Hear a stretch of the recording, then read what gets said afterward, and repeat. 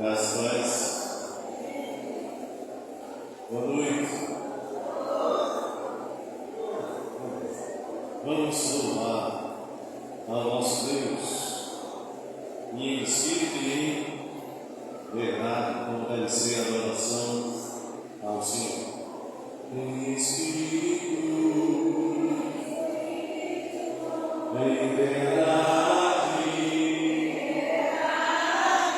e adoramos.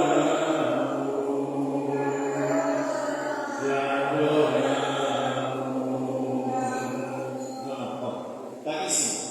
Está vendo aqui? Ligou. Está vendo aqui? Em espírito, homens. Em espírito, mulher. Em espírito, em verdade, homens. Em verdade, mulher. E adoramos, não tem mulher. Apenas a terra. Certo? As mulheres servem aqui e adoramos. Canta todo mundo junto. Em espírito, em verdade. Todo mundo. Segura.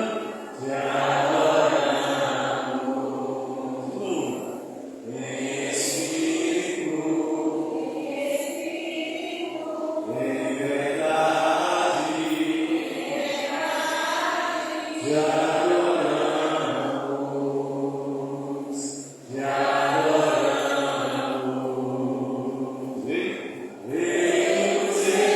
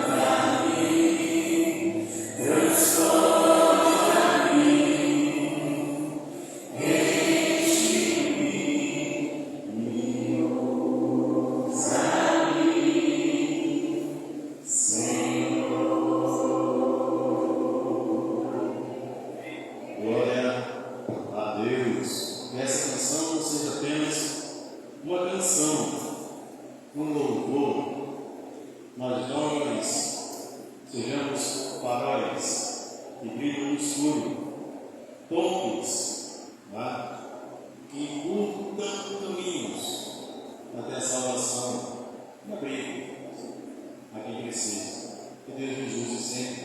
Vamos celebrar a ceia.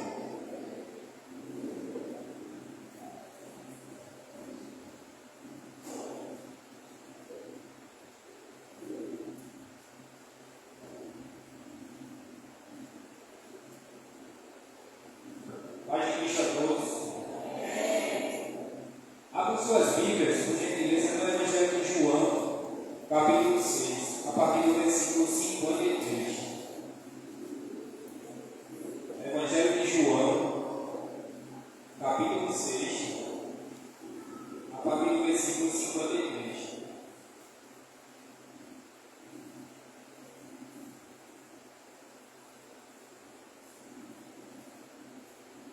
Amém? Vamos à leitura. Então Jesus lhes disse: em verdade vos digo, se não comerdes a carne do Filho do Homem e não beberdes o seu sangue, não tereis vida em vós mesmos. 54. Quem come a minha carne e bebe o meu sangue tem a vida eterna, e eu o ressuscitarei no último dia. Porque a minha carne é verdadeira comida e o meu sangue é verdadeira bebida. Quem come a minha carne e bebe o meu sangue permanece em mim e eu nele. Para finalizar o 57.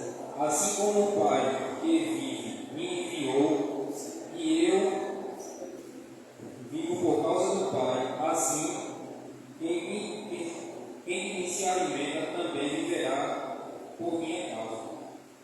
Esse capítulo ele inicia com a multiplicação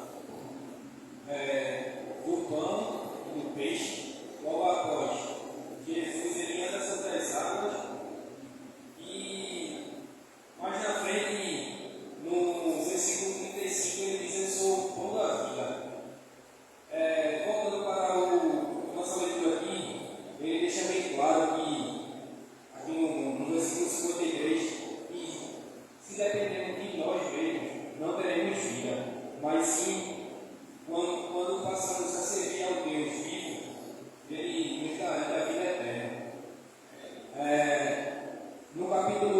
No versículo 55, ele diz: porque a minha carne é verdadeira comida e o meu sangue é verdadeira bebida.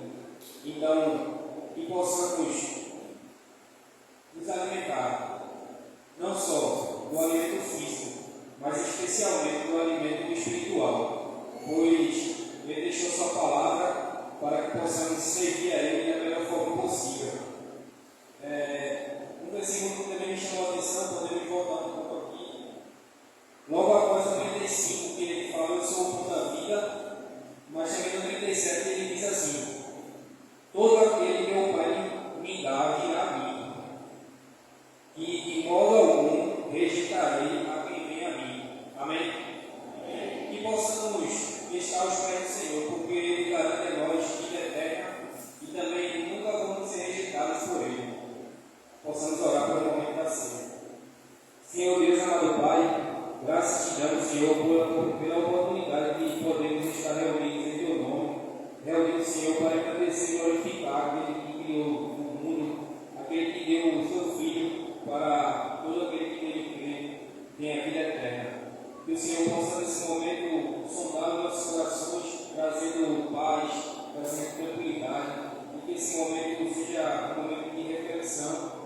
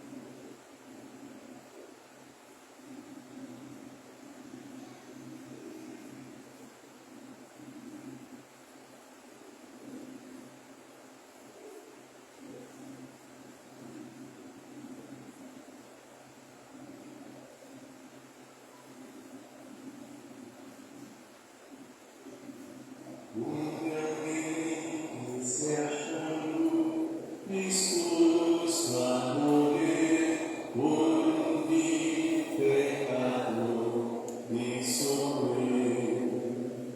No caminho da cruz, suportou sofrer, meus pecados a mim esquecer. Lá estão sobre a cruz, lá estão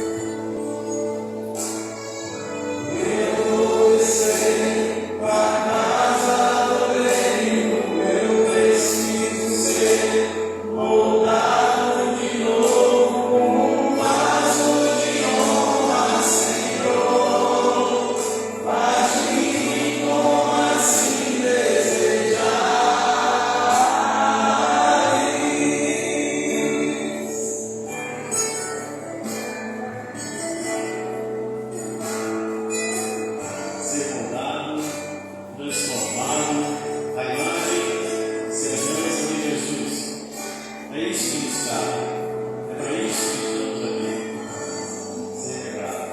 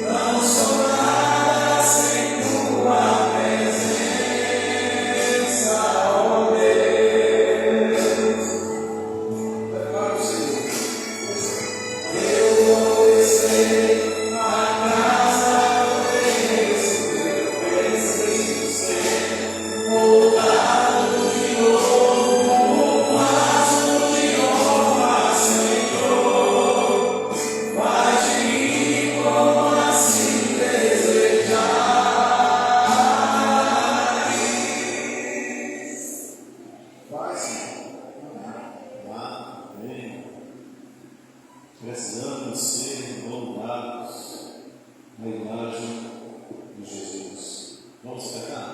Vamos.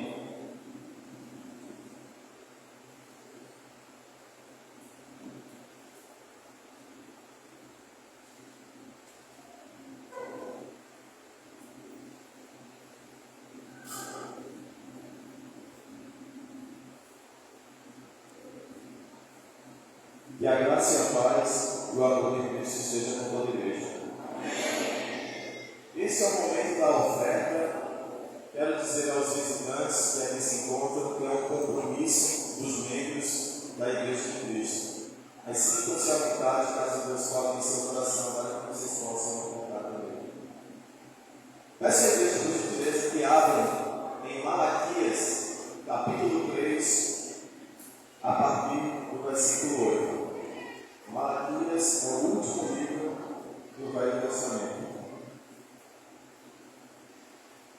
O livro de Malaquias ele foi escrito em um tempo que o povo de Israel estava voltando do exílio babilônico. O templo havia sido destruído, o povo ele havia reconstruído o templo de Deus, mas a sua fé havia esfriado. Eles já não adoravam, já não ofertavam conforme o agrado de Deus. Leiam comigo a partir do versículo 8, que diz o seguinte: pode um homem roubar de Deus? Contudo, vocês estão me roubando. E ainda perguntam: como é que te roubamos? Nos dízimos e nas ofertas. Vocês estão debaixo de grande maldição, porque estão me roubando. A nação toda está me roubando, diz o Senhor através do profeta. Tragam o dízimo todo ao depósito do templo, para que haja alimento em minha casa. Ponha-me à prova, diz o Senhor dos Exércitos, e vejam se não for abrir as comportas dos céus e derramar sobre vocês tantas bênçãos que nem terão onde guardá-las. Impedirei que pragas devorem suas colheitas, e as videiras nos campos não perderão seu fruto, diz o Senhor dos Exércitos. Então todas as nações os chamarão felizes, porque a terra de vocês será maravilhosa, diz o Senhor. Através do profeta Malaquias, Deus diz: ponha-me à prova, sejam fiéis nas ofertas de vocês, e vocês verão o quanto serão abençoados. Eu não sei qual a motivação motivação por trás da oferta de cada um de vocês, ou do dízimo, mas que seja gratidão. Que seja gratidão por aquele que deu a sua vida em uma cruz para nos salvar de todo pecado. Que seja gratidão para saber que essa oferta que trazemos hoje aqui à casa do Senhor é uma oferta para a manutenção e para a continuidade do seu trabalho. Não que seja uma oferta para buscar interesses pessoais, bens materiais, não. Seja uma oferta de gratidão, porque foi essa obra que se mantém há mais de 2000 anos que conseguiu atingir cada um de nós que estamos aqui. Porque ela se manteve firme e resistente até os dias de hoje. E ela não vai parar agora. Vamos orar e apresentar a Deus as nossas ofertas. Senhor nosso Deus, grandioso e maravilhoso Pai, sabemos, Pai, que por mais que tragamos aqui as nossas ofertas a Ti, nada será suficiente para se comparar àquilo que o Senhor deu por nós, que foi a vida do Teu Filho. Senhor, humildemente te pedimos, recebe as nossas ofertas, Pai. Que elas sejam de todo o coração e que a Tua obra, Pai, possa ser cada vez mais grandiosa, que ela possa atingir, quebrar cada vez mais barreiras e atingir novas fronteiras, Pai. Porque teremos irmãos comprometidos com essa obra hoje e enquanto vida tivermos, Pai. Louvado e agradecido seja o Teu nome hoje e para todo sempre. Amém, Senhor.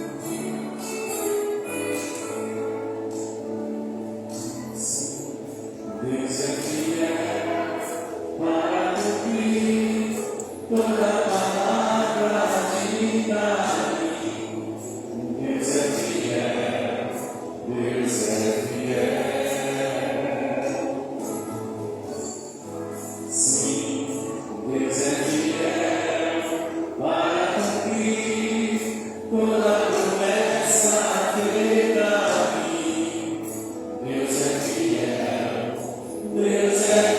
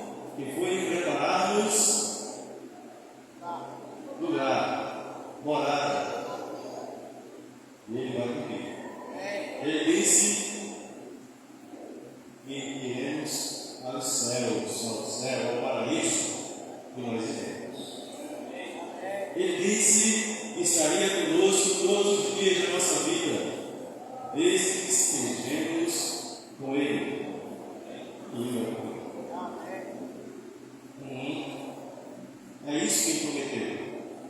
É o sonho de Deus, é ver-nos no céu. O sonho de Deus é viver numa praia, numa viagem. Não, o sonho de Deus é ver a humanidade no céu.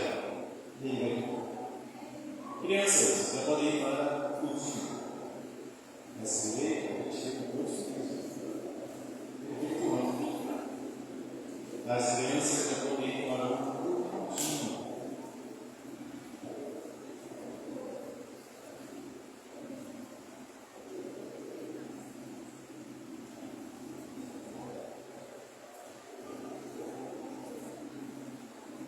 Mais uma vez saúdo todos com a graça e paz do nosso Deus. Quem está aqui pela primeira vez, sinta-se em casa. Estamos aqui simplesmente para adorar a Deus, render tudo a Deus, homenagem a Deus, exaltação, louvor, reverência a Deus, unicamente.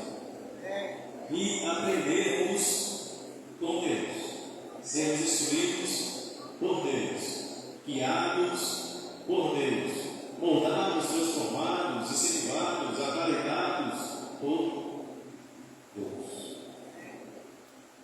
Ou não? Sim. Acho que a gente tem que pensar no meio. Olhando para mim, cara dele. Tudo isso tudo isso. Fazemos aqui. Aleluia! Glória a Deus! Exaltado seja o Senhor. Amém. Vamos nos preparar para a mensagem. Celular silencioso, pensamento concentrado. Convido a igreja a compreender para orarmos nesse momento. Santíssimo Deus, bendito Pai, grandioso és, bondoso és. Pedimos, Senhor, que o Senhor conduza a teu servo nesse momento, que o Senhor conduza a tua igreja sempre, e que teu Espírito Santo, que é quem nos convence, que nos consola, que nos conforta, que nos dirige, que o Espírito Santo esteja aqui conosco, nos ensinando, nos acalentando. Viva Deus, nesse momento, pedimos tua bênção, teu direcionamento, a unção que vem do Senhor. E assim oramos no nome do Santo Cristo Jesus. Amém. Obrigado, irmãos. Pode ser.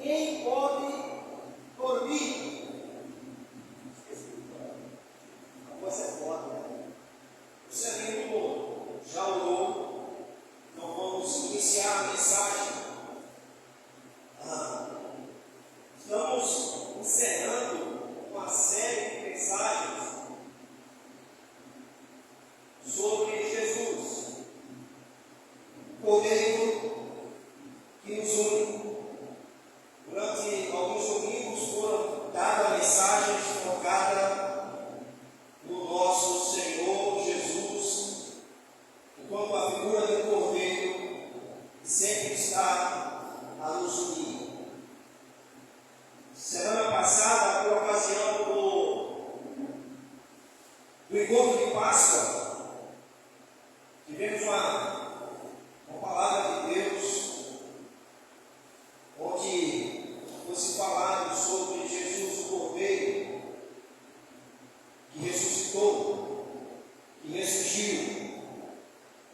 hoje vive à destra de Deus. E assim como Juscelino falou, ele ressurgiu, ele foi aos céus, ele está nos céus, ele reina, mas ele vai voltar. Mas ele vai voltar.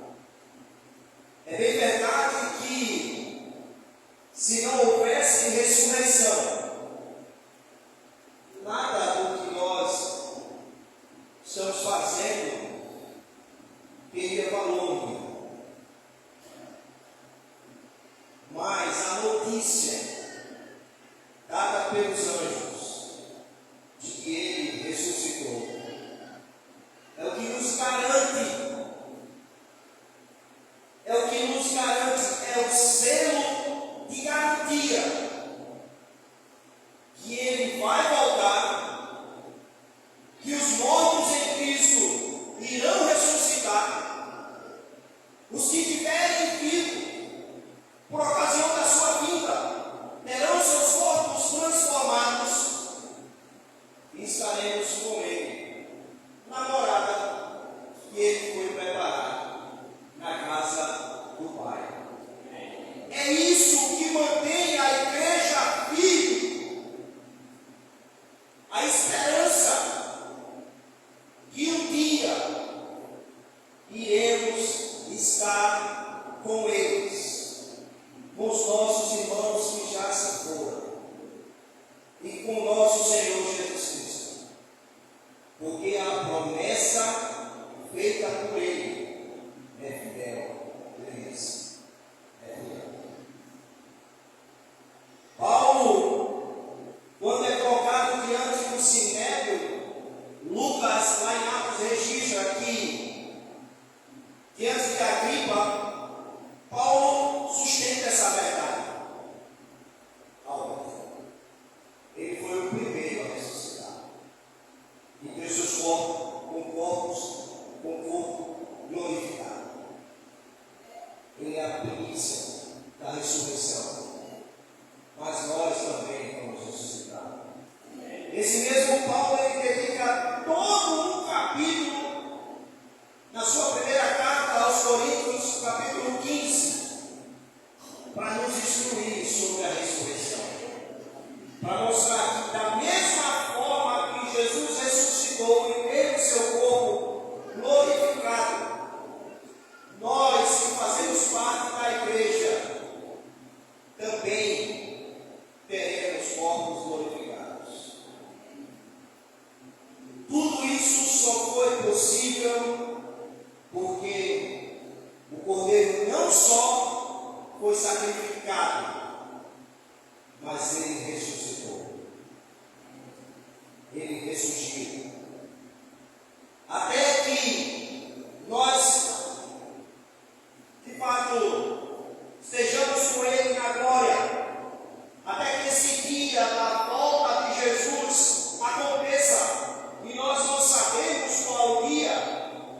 A nossa obrigação é nos preparar até que Jesus desça do céu, da mesma forma que ele subiu, segundo os anjos, conversa lá em Atos capítulo 1, quando os discípulos ficam vendo Jesus subindo entre as nuvens, anjos chegam perto e diz: Galileus, varões, o que vocês estão vendo? Esse mesmo Jesus que vocês estão vendo subir, da mesma forma, ele vai descer. Esse é o desejo da igreja. Se você faz parte da igreja e você não tem esse desejo, tem algo errado. As nossas palavras precisam ser as mesmas palavras que Paulo cita no final da sua primeira carta aos Coríntios, quando ele escreve. Mas eu penso que ali ele grita, eu penso que ali ele trata, ele fala em alta voz. Se fosse um computador, ele iria digitar em caixa alta: Maranata!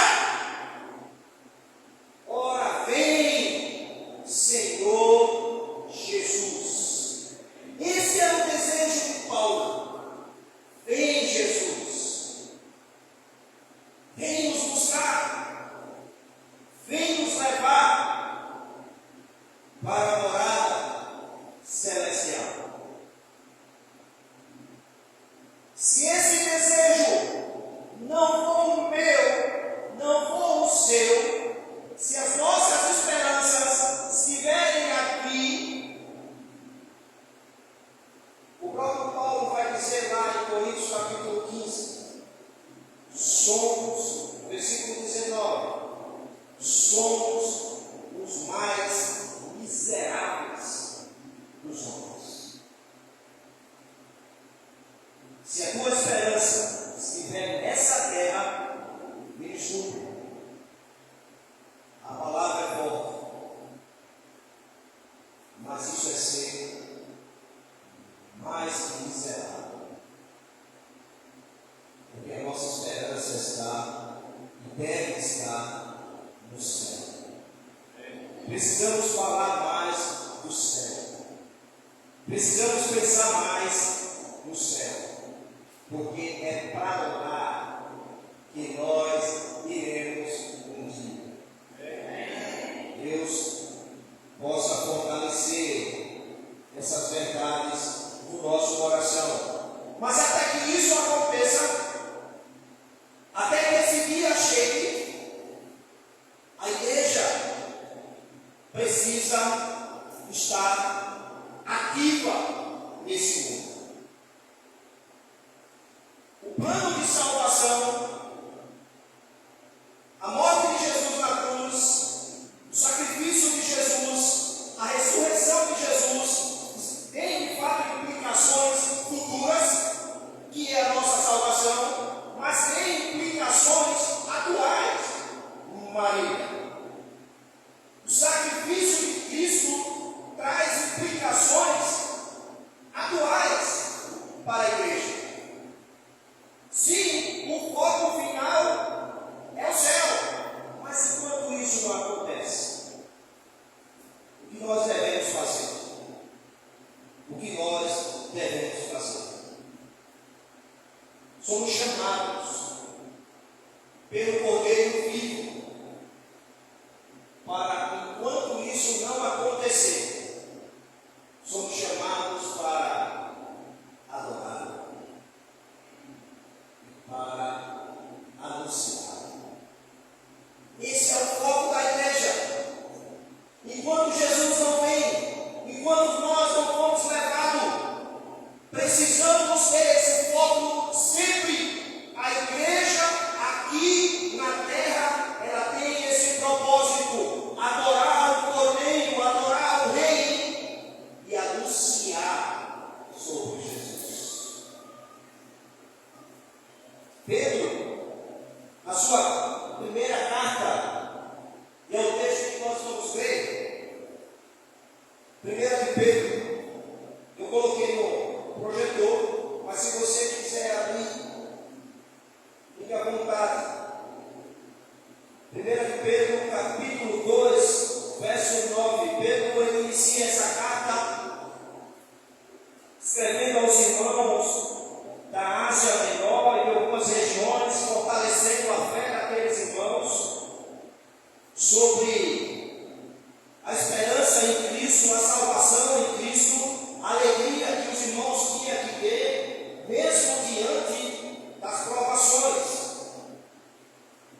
No capítulo 2 ele inicia também exortando aqueles irmãos sobre a importância de viver uma vida cristã em todos os aspectos.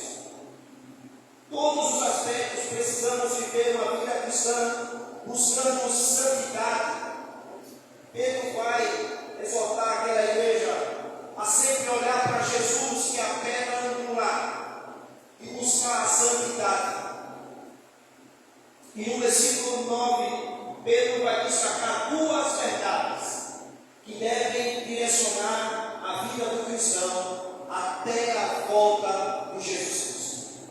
É esse versículo que nós vamos nos deter. Esse é o versículo da devocional de hoje, onde Pedro vai destacar duas verdades que eu e você precisamos ter em mente, no coração, na vida, até que Jesus volte, ou que ele nos leve. Versículo 9, 1 Pedro diz o seguinte: eu vou dividir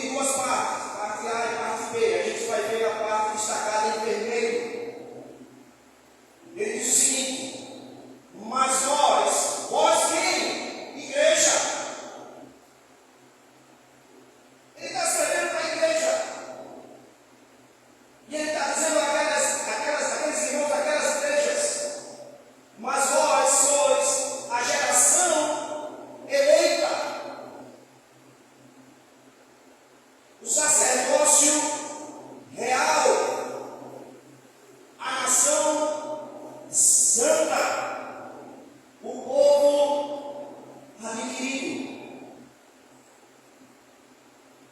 geração eleita, sacerdócio real, nação santa, povo adquirido.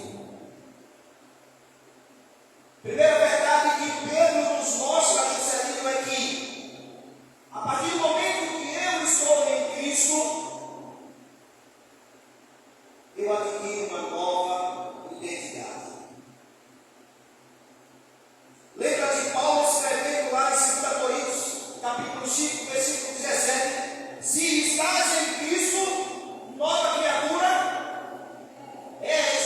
as coisas velhas, e tudo se fez, é uma nova identidade do Cristo. E o interessante é que há o risco de muitas vezes, muitos de nós, está vindo todo domingo, quarta-feiras, eventos, ministérios, mas mesmo assim há o risco de nós não sabermos a nossa real identidade em Cristo. É muito gostoso estar na igreja, é muito gostoso participar da comunhão com os irmãos, e muitas vezes nós não entendemos o que de fato nós somos em Cristo Jesus. Quando Pedro se refere à igreja, aqueles irmãos, como geração eleita, raça eleita, ele se refere à escolha especial de Deus para com a igreja. Ao dizer que eu e você somos parte de uma geração eleita, significa dizer que você não se elegeu. Deus elegeu a igreja. De fato, a predestinação existe. É bíblica. Não a predestinação individual, mas a predestinação da igreja. A igreja foi e é predestinada à salvação. E todos que estão dentro dessa igreja, dessa geração eleita, procurem a salvação. É o privilégio que nós temos ao de fazer parte de um grupo, de uma geração que foi escolhida por Deus. Você mesmo não se escolheu. Aquilo que no Velho Testamento você percebe que Pedro ele começa a usar frases, nomes, palavras utilizadas lá atrás para quem? Para Israel. A geração, a nação, a raça eleita era Israel no Velho Testamento, mas na verdade aquilo era uma sombra. A verdadeira imagem de Pedro está dizendo é a igreja já, que é a geração eleita. Quando Pedro ele chega para aqueles irmãos e diz: vocês fazem parte, vocês são sacerdócio real. Ele está dizendo, ele compara aqueles irmãos à atividade de um sacerdote. Eram aquelas pessoas separadas que podiam entrar no templo, que ofereciam sacrifício, que estava diretamente ligado na adoração. E Pedro está dizendo à igreja: todos nós somos sacerdotes. Isso significa dizer que todos nós chegamos a Deus sem necessidade de ninguém para intermediar. Temos livre acesso a Deus. Podemos fazer nossas petições, nossos agradecimentos. Podemos chegar até o Santíssimo. Não era mais um grupo de pessoas, mas sim nós somos sacerdotes. Além de sermos eleitos, somos sacerdotes para servir e adorar a Deus. Percebe o privilégio, irmão, que a igreja tem? Percebe as características da nova identidade que eu e você adquirimos quando estamos em Cristo Jesus?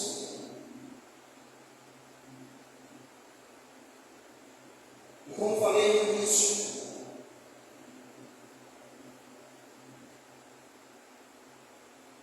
muitos de nós não entendemos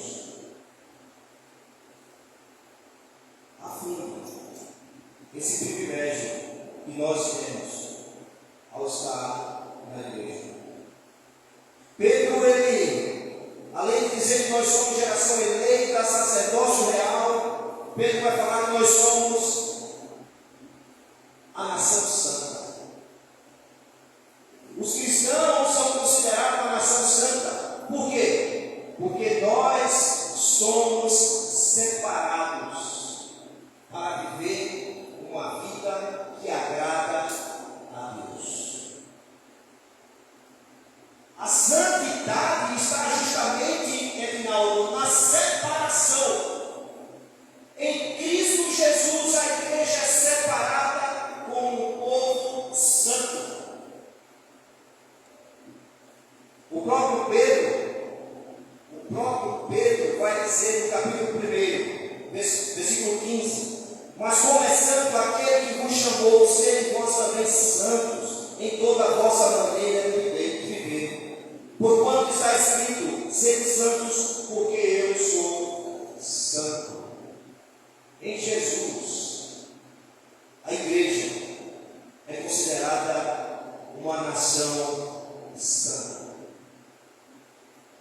A terceira característica da nova identidade que nós adquirimos em Cristo Jesus, através do Cordeiro, através do sacrifício de Jesus. Somos santos porque somos chamados para viver os padrões de Deus. Não podemos mais viver como antigamente, se é que estamos em Cristo.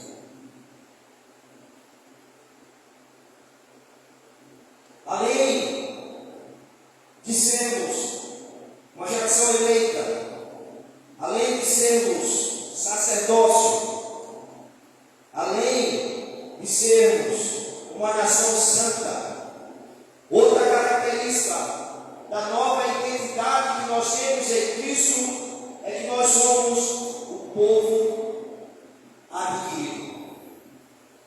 O que significa ser um povo adquirido? Não somos simplesmente membros. Somos propriedades de Deus. Ele nos comprou através de Jesus Cristo. Quando Jesus ele está na cruz, e João relata isso, uma das frases que Jesus usa na cruz, uma das últimas frases que Jesus usa na cruz é o famoso está consumado. Essa frase está consumado, no original é uma palavra só, chamada tetelestai, traduzida como está consumado. Essa palavra tetelestai, ela tinha várias aplicações naquela época, na época de Jesus. E uma das aplicações era justamente o seguinte: quando você tinha uma dívida e você estava pagando a dívida,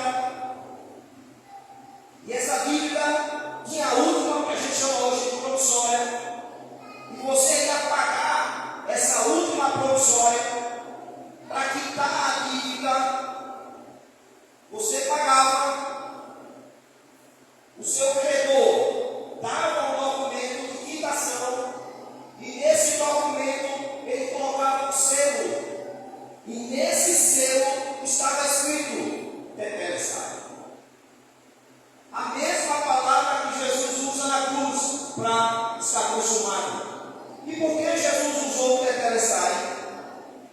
Porque o preço foi pago.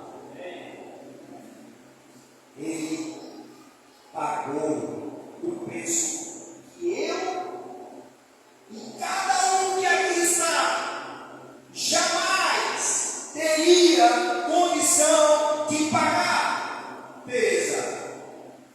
Por mais que você fizesse, por mais que você juntasse, você jamais conseguiria pagar o preço a Deus. Jesus na cruz, ele paga. Por isso que ele paga, por isso que ele grita. E ele olha para o céu, olha para Deus e diz: está pago. Esse povo agora é meu. E João deixa claro, Ângela, isso na carta quando ele diz: vocês são povo adquiridos, comprados, pagos. Vocês agora têm dono. Por isso que Jesus, quando conversa com Pedro, ele diz o seguinte lá, numa determinada conversa com Pedro, com os discípulos. Pedro se atravessa para falar com os reis. E Jesus diz: quem diz aí que eu sou? E os discípulos começam a falar: uns dizem que é profeta, Elias, Jeremias, etc e tal. E Jesus olha para os seus discípulos e diz: e vocês? Quem vocês dizem que eu sou? Pedro diz: tu és o Cristo, o Filho do Deus vivo.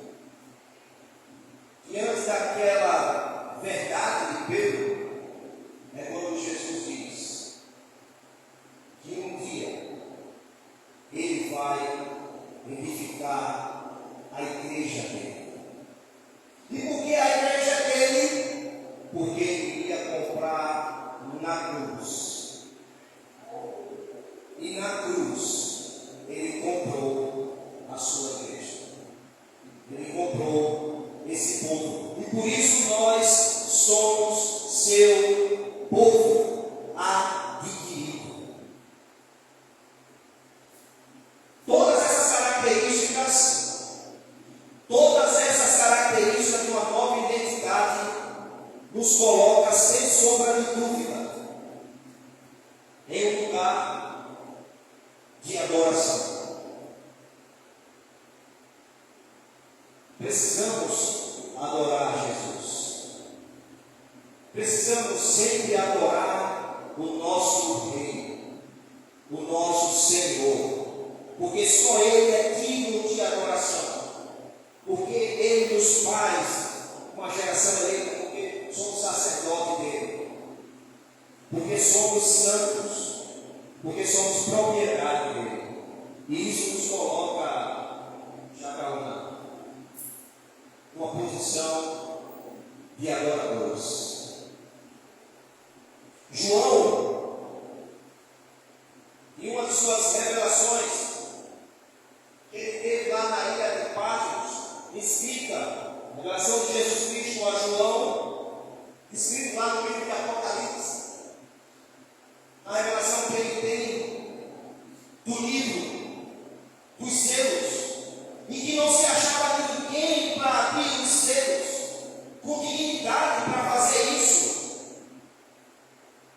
João fica triste, João chora, porque ele não vê ninguém digno de abrir os selos. Mas no determinado momento, no versículo 8 de Apocalipse 5, diz o seguinte: e havendo tomado no livro os 4 animais e os 24 anciões, prostraram-se diante do Cordeiro, tendo todos eles harpas e salvas de ouro, cheias de incenso, que são as orações dos santos. E cantavam um novo cântico, dizendo: digno és o Cordeiro, digno és de tomar o livro e de abrir os seus selos, porque vos chegou, não é mais. com teu sangue nos compraste, por isso que somos povo adquirido, para Deus, de toda a tribo, e língua, e povo, e nação. Ter uma nova identidade em Cristo nos coloca numa posição de adoradores, porque só o Cordeiro é digno de adoração. Se você não entender isso, você não entendeu a sua identidade em Cristo Jesus. Pedro, a segunda verdade que Pedro vai falar nesse versículo 9, a primeira é que nós temos uma nova identidade em Cristo. E a segunda verdade que Pedro vai falar lá em 2 Pedro, 1 Pedro, capítulo 2, verso 9, é que, além de termos uma nova identidade, além de adquirirmos uma nova identidade, nós temos uma missão em Cristo. Enquanto estivermos aqui, esperando a volta do nosso Senhor, para estar com Ele no céu, reinando, vivendo eternamente, enquanto isso não acontece, nós adquirimos uma nova identidade. Para quê? Para cumprir a missão de Cristo aqui na terra. Perceba que a segunda parte do versículo 9, ele começa, eu destaquei ali, o propósito. Para! Vocês são geração eleita. Para! Vocês são sacerdócio real. Para! Vocês são nação santa. Para! Vocês são povo adquirido. Para que anuncieis as virtudes daquele que vos chamou das trevas para a sua maravilhosa luz. A nova identidade que nós adquirimos em Cristo não é para ficar vindo aos domingos e achar que a missão que nós temos é participar do culto dos domingos, ou do culto de oração, ou participar apenas do compaixão. Isso cumprir a minha missão. O texto vai falar diferente. Todo cristão tem responsabilidade no reino de Cristo. Nunca se esqueça disso. A partir do momento que você entrou no reino, que você se batizou, tenha certeza absoluta, você tem responsabilidade na igreja. Se você faz parte dos eleitos, se você faz parte dos sacerdotes, se você faz parte dos santos, se você faz parte do grupo que foi comprado, adquirido pelo Cordeiro, você tem responsabilidade. A responsabilidade na igreja não é de alguns, é de todos que participam. Não podemos aceitar que nossa responsabilidade está restrita a participar de algumas reuniões.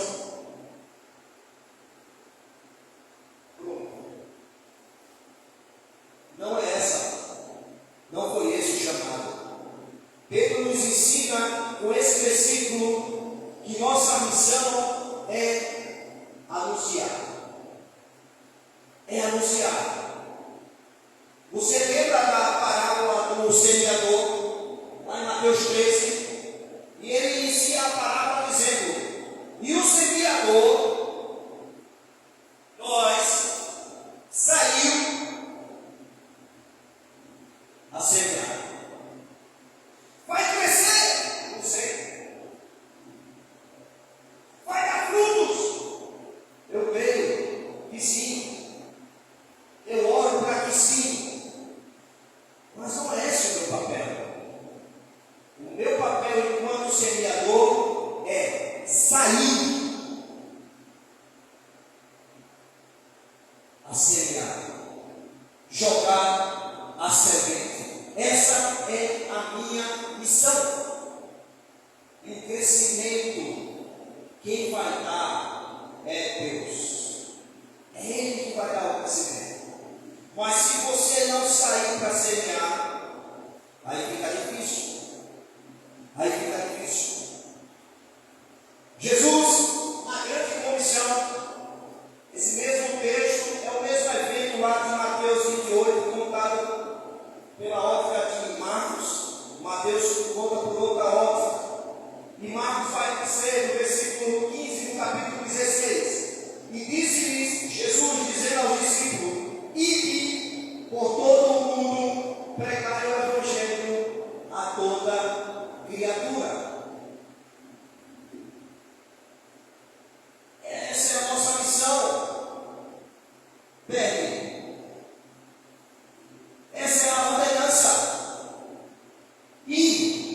E pregar.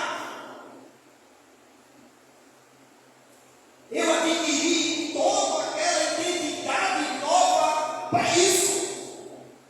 Para pregar, para anunciar, para falar de Jesus, para falar do Evangelho. Se você não faz isso, talvez você não entendeu bem o seu chamado.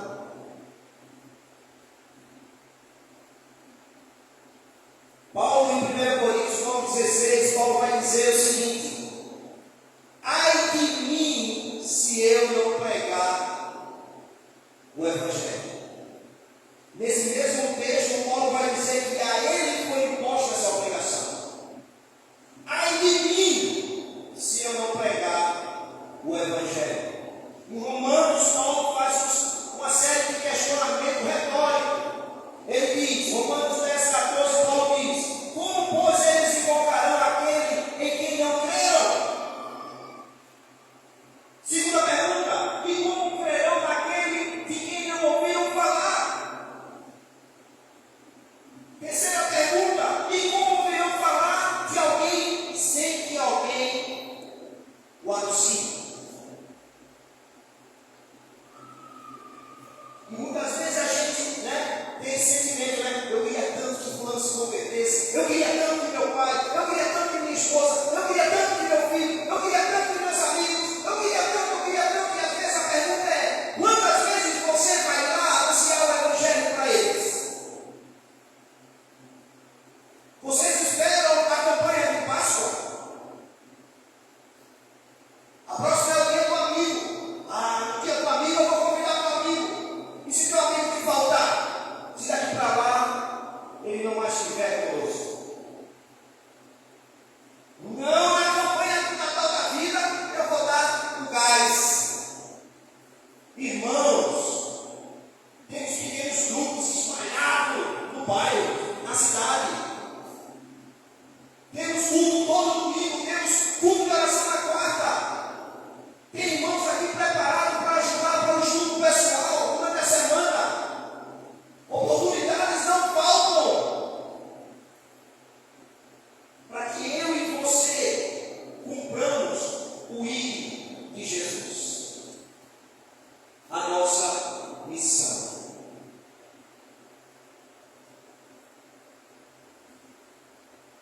É verdade que a pregação sempre vai ter que vir com os nossos exemplos. E perguntas precisam ser feitas. Será que as nossas condutas estão de acordo com essa missão? Será que Cristo está sendo revelado através das nossas vidas? Será que nossas palavras estão apontando para a obra redentora de Jesus na cruz? Será que eu e você estamos mostrando ao mundo que agora vivemos na luz? Ou estamos buscando um pouco de sombra para nos recordar dos velhos tempos?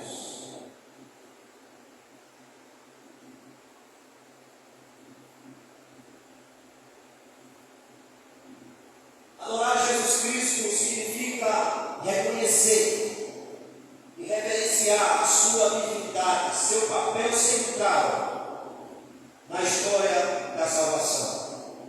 Adoramos o Cordeiro, Jesus, porque Ele é o sacrifício perfeito e definitivo para o pecado da humanidade. Por isso o adoramos. Da mesma forma, nós anunciamos o Evangelho porque é um chamado de Jesus Cristo para levar a mensagem de salvação e transformação a todas as pessoas. O Evangelho é uma boa notícia, uma promessa de vida eterna e um convite à vida em abundância através de Jesus Cristo. No versículo 9, como eu falei, Pedro destaca essas duas verdades. Somos chamados pelo Cordeiro para adorar, porque nós temos uma nova identidade. E somos chamados pelo Cordeiro para cumprir a missão de pregar o Evangelho.